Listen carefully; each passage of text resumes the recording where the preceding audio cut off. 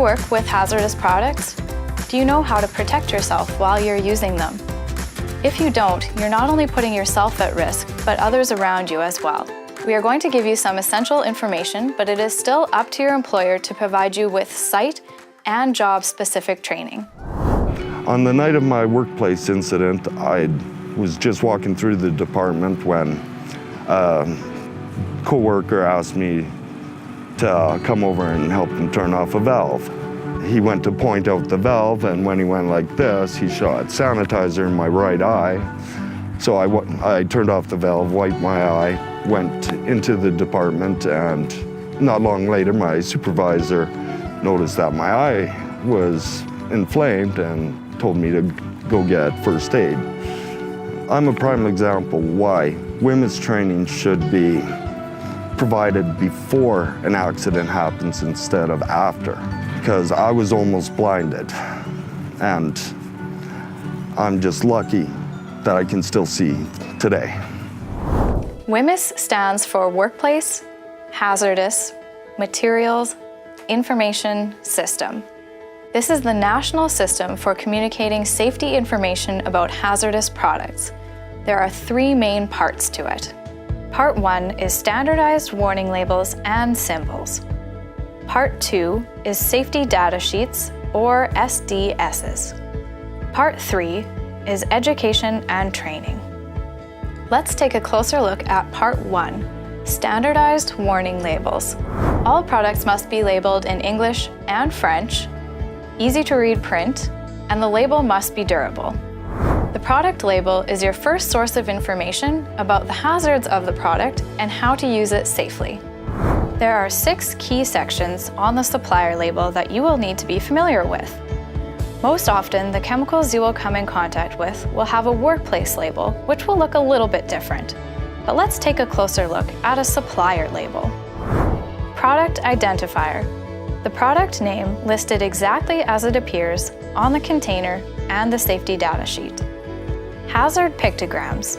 These are determined by the hazard classification of the product. Hazards are classified into 2 main groups: physical hazards and health hazards. These are then further broken down into 9 different classes, represented by pictograms. It is important to recognize what these look like and the dangers they represent. Exploding bomb, explosive. Gas cylinder, gas under pressure. Health hazard, carcinogenic, reproductive toxicity, specific target organ toxicity. Flame, flammable. Corrosion, serious eye damage, skin corrosion, or corrosion to metals. Exclamation mark, irritation to the skin or eyes, skin sensitivity, acute toxicity. Flame over circle, oxidizer, skull and crossbones, acute toxicity. Biohazardous, biohazardous infectious materials.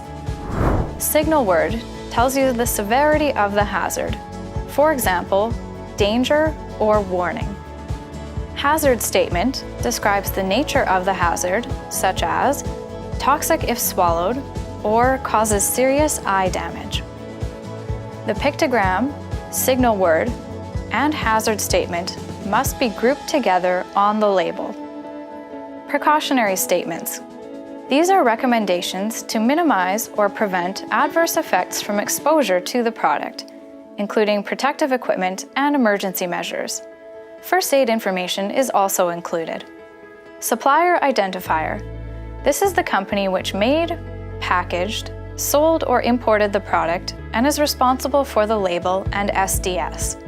If you notice information is missing or does not meet these requirements, notify your supervisor so that the supplier can be contacted. Now let's look closely at part number 2 of WHMIS, the SDSs. They have 4 main purposes: identification of the product and the supplier, hazards, both physical and health, prevention, steps you can take to work safely, reduce your own personal exposure to the product, and steps you can take in the event of an emergency. Response, appropriate responses in various situations such as first aid, fire, and accidental release. There are 16 sections of safety information on an SDS. Let's look closer at each one. Identification. This is the product identifier, recommended use and restrictions on use, supplier contact information, and emergency phone number. Make sure that all products in your workplace are being used in the way that the manufacturer intended. Otherwise, the advice provided on the SDS and label may not apply, which means the safety information may not be adequate. Ask your supervisor or a health and safety professional for advice if the way you use the product does not match the SDS. Hazard identification shows classification, hazard classes and category, label elements, including hazard pictogram, signal word, hazard statement, and precautionary statement, and other hazards, such as thermal hazards. Composition, information on ingredients. When a hazardous product is made up of multiple ingredients, it will give you information on each of those ingredients. It will include the chemical name and the common name. First aid measures. This section shows first aid measures based on type of exposure: inhalation, skin contact, eye contact, or ingestion. It will list the symptoms and provide directions for any medical treatment that is necessary. Firefighting measures. This shows the safest way to extinguish a fire. For example, what type of extinguisher to use. It will also list any additional hazards that might arise from a fire and list protective equipment and precautions for firefighters. Accidental release measures. This section shows personal precautions, protective equipment, and emergency procedures, as well as methods and materials for containment and cleanup in the event of a spill. Handling and storage. Precautions for safe handling, conditions for storage such as temperature limitations or concerns around storage with other products. Exposure controls, personal protection. This shows exposure limits, engineering controls, as well as personal protective equipment to use. Physical and chemical properties. This section outlines the appearance, odor, odor threshold, pH, melting and freezing point, boiling point and range, flash point, upper and lower flammable or explosive limits. Stability and reactivity. This shows the reactivity, chemical stability, possible hazardous reactions, conditions to avoid, incompatible materials, as well as hazardous decomposition products. Toxicological information. This is a detailed description of the various toxic health effects and what information is used to identify those effects, including how someone was exposed, effects of acute or chronic exposure, how carcinogenic it might be, reproductive effects, as well as respiratory sensitization. For sections 12 to 16, the headings are required on the SDS, but under Canadian legislation, the supplier has the option to provide the information or not. I was working for a large janitorial firm doing institutional buildings. Second day on the job, we were in doing some washrooms. Noticed that the urinals were getting caked up on the inside. Thought, well, we better get in there and scrub those out. Sprinkled some Ajax in there, which is a form of powdered bleach. Wasn't happy with the job I was doing, so I went back to the room and grabbed some toilet bowl cleaner.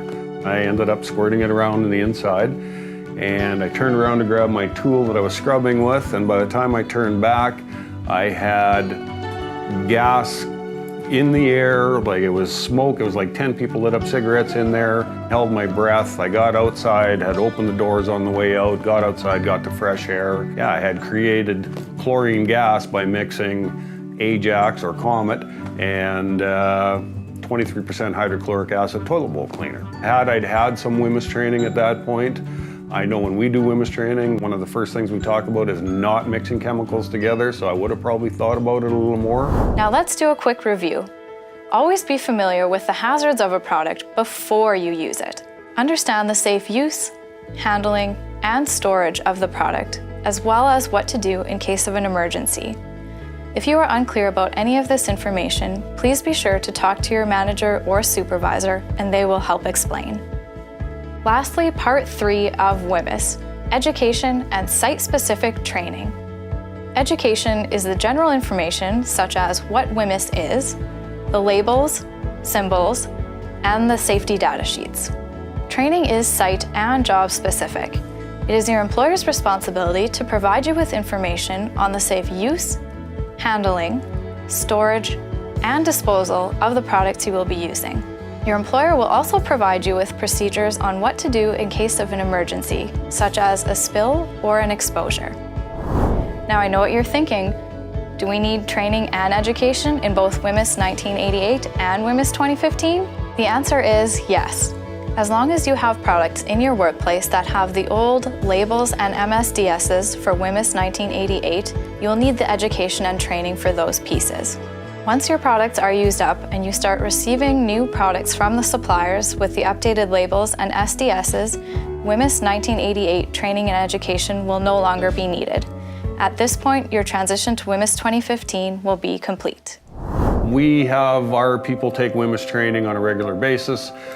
They need to know why they're being safe. They need to know what they're dealing with. It's not, oh, you do WHMIS because you do WHMIS. No, you need to do it because you need to know what's going on in the workplace. Some of the situations I've run into, if I didn't know what the causes were, it wouldn't have made any sense to me. So when we're doing WHMIS training, we talk about these products do this, and you can't do this, and you can't mix this together. And if you know that, it's just going to be a safer place to work in the end, and you'll be happier as an employee.